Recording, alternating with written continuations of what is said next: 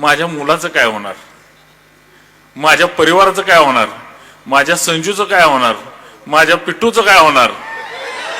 35 वर्षामध्ये 35 सायकली दिल्या का हो तुम्ही फलटणकरांना, की तुम्ही 30 वर्षामध्ये जे काय केलं नाही आम्ही तुम्हाला हे 35 महिन्यामध्ये करून दाखवतो। नमस्कार, मी शिवानी इगतपुरे, आपण पाहताय सातारा न्यूज। पाहूयात आत्ताची महत्त्वाची घडामोड। यानंतर आपल्या समोर ज्यांनी या फलटणचं नंदनवन होण्याचं स्वप्न उराशी बाळगलं आणि या फलटणच्या मातीने इतिहास घडवला, नवनिर्वाचित नगराध्यक्ष आदरणीय शमशेरदादा हिंदूराव नाईक निंबाळकर दादा, तुमच्या आमच्या सर्वांचे दादा व्यक्त होत आहे। जोरदार टाळ्या झाल्या पाहिजे। सन्माननीय व्यासपीठ आणि पुढं माझे फलटण मधील सर्व मित्र परिवार, माझ्या बहिणी, माझ्या बंधू भगिनी आणि माझे फलटणकर, माझे घरातील नागरिक। फलटण हे माझं घर आहे आणि घरामध्ये ज्या सुखसोयी लागतात त्या सुखसोयी फलटणमध्ये आपल्याला उपलब्ध करण्याची जबाबदारी फलटणकरांनी माझ्यावर टाकलेली आहे। ती जबाबदारी मी पूर्ण करण्यासाठी माझे तुम्ही दिलेले 5 वर्ष सतत प्रयत्नशील राहील। सामान्यातल्या सामान्य माणसाला त्याच्या अधिकार, त्याच्या नगरपालिकेतले अधिकार, त्याच्या नगरपालिकेतलं काम, या कामासाठी कोणाच्या पुढे नाक घासायची गरज पडणार नाही। ती नगरपालिका, ही नगरपालिका त्याची संस्था आहे की नाही कोणाचं किराणा मालाचं दुकान। जे आजपर्यंत नगरपालिकेला फक्त किराणा मालाचं दुकान म्हणून बघत होते, या लोकांना आज मला सांगायचंय की तुम्ही 30 वर्षामध्ये जे काय केलं नाही आम्ही तुम्हाला हे 35 महिन्यामध्ये करून दाखवतो। जे 30 वर्षामध्ये तुम्ही केलं नाही आम्ही येणाऱ्या 6 महिन्यामध्ये फलटण शहरामध्ये कुठल्याही रस्त्यावर तुम्हाला खड्डा आढळणार नाही। हे आवर्जून फलटणकरांना सांगतो। जी गोष्ट होऊ शकते आणि ती गोष्ट आम्ही करून दाखवू एवढंच मी सांगतो। ही आजपर्यंत या फलटण शहरामध्ये एवढी भाषणं झाली, एवढे व्यासपीठ गाजले, पण कुठल्याही ज्यांच्या हातामध्ये सत्ता होती त्यांनी फलटणकरांचा विचार केला का हो? त्यांनी काय विचार केला, माझ्या मुलाचं काय होणार, माझ्या परिवाराचं काय होणार, माझ्या संजूचं काय होणार, माझ्या पिट्टूचं काय होणार।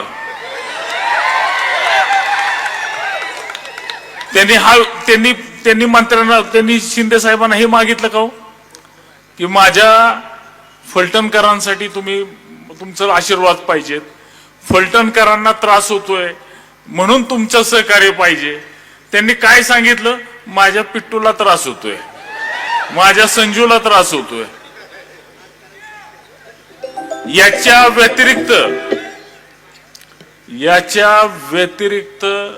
यांच्या दृष्टीने फलटण कुठंच नाही, तुम्ही आम्ही कुठंच नाही।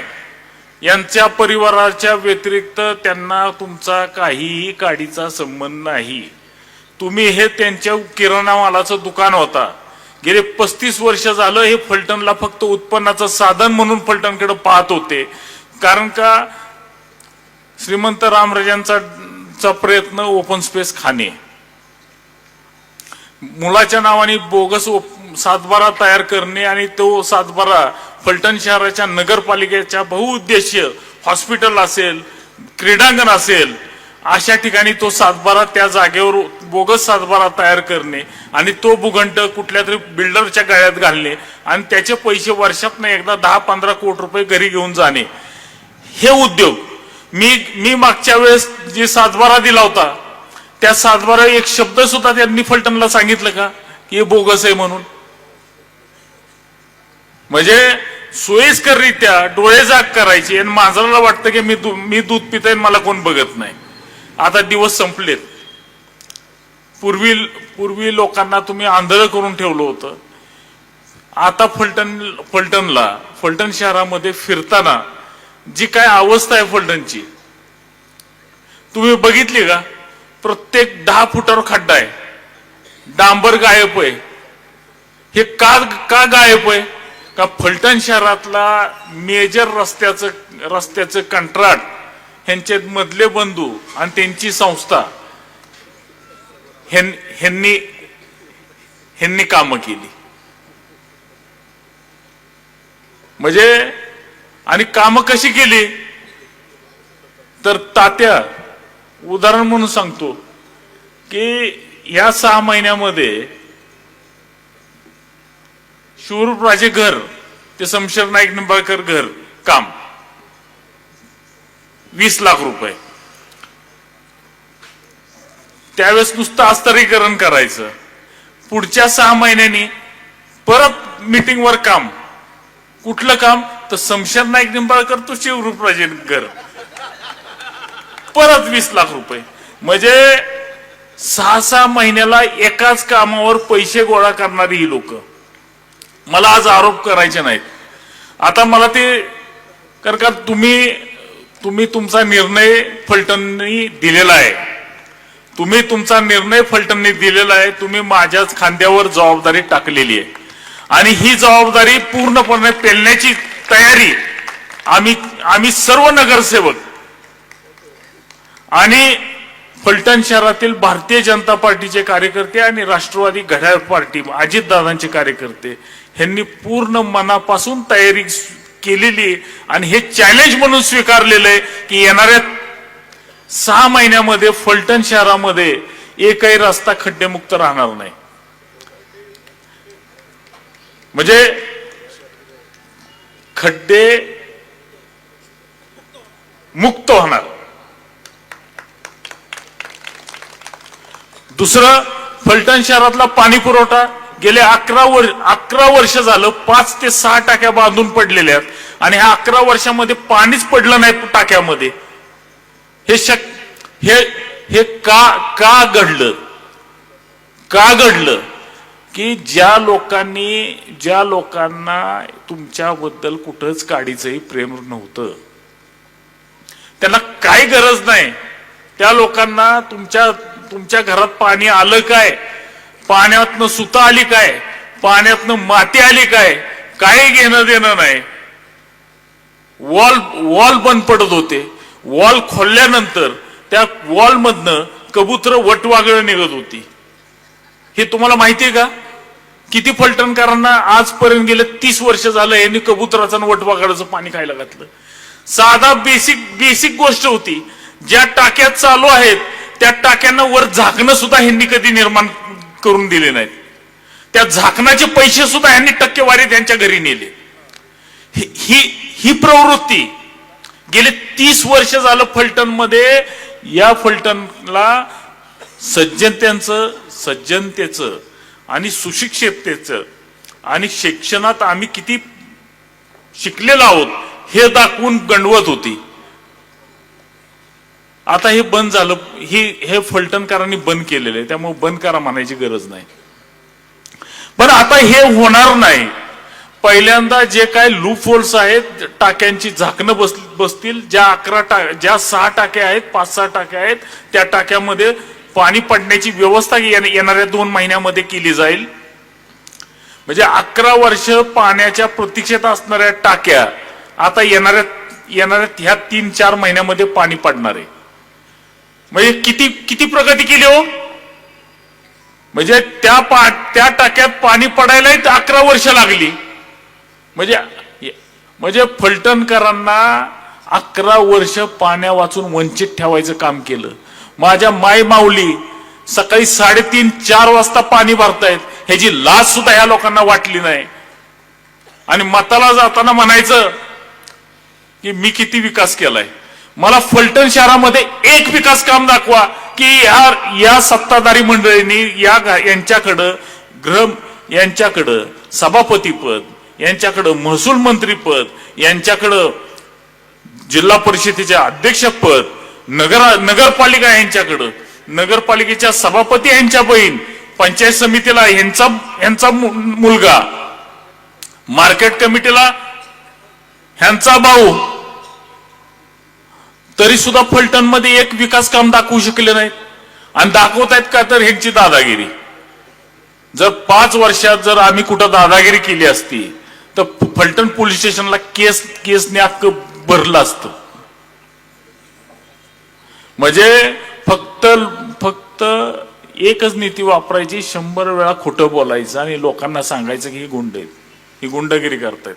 आणि मीडियामध्ये अशाच पद्धतीने पसरून विनाकारण आमच्या खासदारांना, रणजित सिंहांना, माझ्या धाकट्या बंधूला बदनाम करायचं काम ह्या लोकांनी केलं. त्यांनी हे नाही सांगितलं की ज्यांनी स्वतःच्या आजोबाच्या नावाचा कारखाना दुसऱ्याला घाण ठेवला, एक दिवस सुद्धा चालवला नाही, आणि ज्यांनी स्वतःच्या बापाच्या नावावर कारखाना उभा केला त्याच्या नावाने तुम्ही बोर्ड दाखवताय. 35 वर्षामध्ये 35 सायकली दिल्या का हो तुम्ही फलटणकरांना? तुमच्या आमदार निधी असेल, तुमच्याकडं उत्पन्नाचे अनेक स्रोत आहेत. तुम्ही ओपन स्पेस खाल्लेले आहेत, तुम्ही रस्त्याची कंत्राट खाल्लेली आहेत, तुम्ही काय काय खाल्लंय ते फलटणला माहिती आहे. म्हणजे रस्त्यावरील डुकरं सुद्धा तुम्ही सोडलेली नाहीत. आणि खरंय, मी जे बोलतोय ही खरंय. फलटण मध्ये गायकवाड साहेब होते. गायकवाड साहेबांनी डुकराचं टेंडर काढलं होतं. कर्नाटकातनं लोक आणली होती, त्यांनी डुकरं पकडली आणि डुकरं ज्यावेळेस सातार पुलावनं चालवली त्यावेळेस पोलीस स्टेशनच्या इथं गाडी अडवली. गाडी अडवणारे कोण? पिट्टू बाबा. माझ्या फलटणची डुकरं का नेतो रे बाबा तू? मग तिथं तोड पाणी झाली आणि मग ती डुकरं फलटणची वेस उलटून पुढे गेली. हे खरं आहे. आणि जर हे खरं नाही म्हणायची ताकद असेल तर मी उद्या परत ह्या स्टेजवर येतो आणि त्यांनी स्टेजवर येऊन म्हणावं की खोट आहे म्हणून. आपल्याला हे करायचं नाही, आपल्याला असं वागायचं नाही. आपल्याला फलटणकरांना फलटणचा 1960चा अधिनियम असा सांगतो की फलटण शहराच्या हद्दीमधला भिकारी सुद्धा कुडकुडत राहता कामा नये. त्याला नगरपालिकेने अंगावर त्याच्या पांघरून घालायचे. भिकारी एक टाइम त्या भिकाऱ्याला नगरपालिकेच्या अधिनियमामध्ये एक टाइम भिकाऱ्याला जेव घालायचे. ऍटलिस्ट 2 वडापाव तरी खायला घालायचे. हे सुद्धा काम आहे. फलटण शहरामध्ये फिरणाऱ्या गायी आहेत ना, ह्या गायींना एक वेळचा चारा सुद्धा नगरपालिकेने उपलब्ध करायचा आहे. खावटी नावाचा अधिनियमात, फलटणच्या नगरपालिकेच्या अधिनियमात तरतूद आहे. आणि तरतूद कितीची आहे? 20-20 लाखाची. मी 6 साली होतो त्यावेळेस 20 लाखाची तरतूद होती. आता किती असेल मला माहित नाही. मी काय अधिनियम म्हणजे त्या ऑडिट रिपोर्ट मध्ये मी आता तरतूद खावटीची बघितलीच नाही. पण आजपर्यंत ही खावटी कोण खात गेलं? श्रीमंत. म्हणजे ह्यांना खावटी सुद्धा पुरली नाही. फलटणची खावटी, फलटणचे या गोरगरीब ह्या गायी जनावरांना चारा असणारी खावटी सुद्धा पुरली नाही. हे दुर्दैव आहे.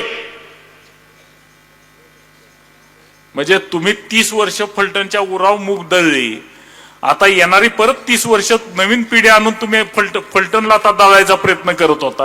ही फलटणने ओळखलं आणि फलटणने योग्य ठिकाणी निर्णय घेतला. आमचे 18 नगरसेवक निवडून दिले आणि आमचे जे राहिलेले नगरसेवक आहेत त्यांनाही मी खात्रीने सांगतो, तुम्ही बी आमचे नगरसेवक आहात. ज्या फलटण नगरपालिकेच्या शहराच्या हद्दीत राहणारा प्रत्येक नागरिक हा नगरसेवक आहे. तिथं गट तट बघितला जाणार नाही. मी आता शहराचा नगराध्यक्ष आहे. आता इलेक्शन पर्यंत मी एका पक्षाचा नगराध्यक्ष होतो. आता मी अख्ख्या फलटण शहराचा नगराध्यक्ष आहे. त्यामुळे फलटण शहरातला विरोधी कोण आणि आपला कोण हे ह्या नजरेतनं बघितलं जाणार नाही. ज्याचं काम आहे त्यांनी नगरपालिकेत, स्वतःची नगरपालिका आहे, स्वतःच्या बापाची नगरपालिका आहे म्हणूनच नगरपालिकेत यायचं आणि काम सांगायचं आणि काम करून घेऊन जायचं. त्याला दुसरा हेलपाटा इतर नगरपालिकेत लागणार नाही. ह्याची व्यवस्था आम्ही सगळे घेऊ. जिथं अडचण येईल त्यांनी आणि आमचे कान धरायला, आम्ही जर कुठं चुकत असेल तर आमचे कान धरायला आमचे प्रल्हाद तात्या आहेत, निकम वकील आहेत, दिलीपसिंह भोसले साहेब आहेत, आमची नेते मंडळी आहेत आमचे कान धरायला. आणि आम्ही एवढे मोठे नाही की आमचे कान ते धरू शकत नाहीत. त्यामुळे मी एवढंच सांगतो की फक्त ही येणारी 5 वर्ष तुम्ही सगळ्यांनी सहकार्य करायचंय. रस्त्याची कामं चालू होणार आहेत, थोडा त्रास होणार आहे. पाण्याच्या पाईपलाईनची कामं चालू होणार आहेत, त्यावेळेस 1-2 दिवस पाणी पुरवठा बंद राहण्याची शक्यता आहे. ह्या पाणी पुरवठा बंद राहत असताना नागरिकांना योग्य वेळी टँकर पुरवला जाईल, पण त्यावेळेस बी नागरिकांनी सहकार्य करायचंय. शहराच्या प्रत्येक गोष्टीचा स्क्रू आवळायचा आहे आपल्याला, प्रत्येक गोष्टीचा स्क्रू आवळायचा आहे. प्रत्येक नगरपालिकेच्या मालकीच्या गोष्टीत आपल्याला सुस्थितीत आणायच्यात. फलटणची मार्केट, नगरपालिकेचे मार्केट आहेत, त्यांना दिवाबत्ती, त्यांची पाण्याची सोय. फलटण शहरामध्ये भाजी मार्केटमध्ये महिलांसाठी आणि पुरुषांसाठी स्वच्छता गृह निर्माण करायची आणि ते एवढी टॉपची करायची की त्याच्या शेजारी बसून म्हटलं तरी माणूस पेपर वाचत बसला पाहिजे, एवढं मी सांगतो. आणि अशा पद्धतीने आम्हाला काम करायचंय. आणि आम्हाला काम करताना आशीर्वाद स्वरूपात तुमचं सहकार्य आणि फलटणकरांचं सहकार्य, फलटण शहरातल्या लोकांचं सहकार्य आम्हाला फार मोलाचं राहणार आहे.